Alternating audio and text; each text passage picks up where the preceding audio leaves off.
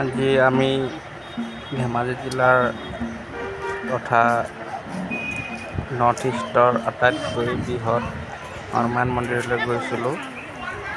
মই লগতে মোৰ পত্নী, মোৰ ভাগিন আৰু মোৰ ল'ৰাই মন্দিৰ ভাগটি দৰ্শন কৰি আহিলোঁ। মন্দিৰটো অৱস্থিত ধেমাজি জিলা গোগামুখ অঞ্চলত। এই গোগামুখৰ পৰাই পৃথিৱীৰ সৰ্ববৃহৎ নদীদ্বীপ মাজুলীলৈ যাব পাৰে।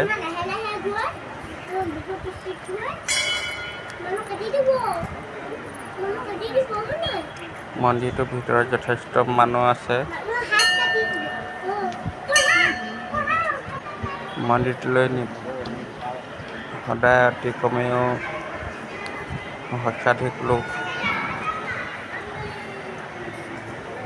ভগৱানৰ আশীৰ্বাদ গ্ৰহণ কৰিবলৈ আহে।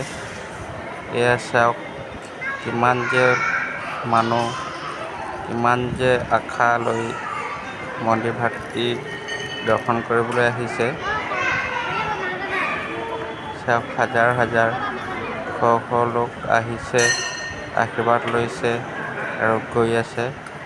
আহকচোন আপোনালোকে মন্দিৰ ভাগটি দৰ্শন কৰিবলৈ। নিশ্চয় আপোনালোকৰো মনৰ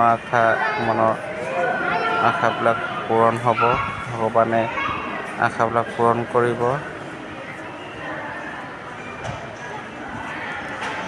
এই মন্দিৰ ভাগটি দৰ্শন কৰিবলৈ আপোনালোকে অসমৰ যিকোনো অঞ্চলৰ পৰা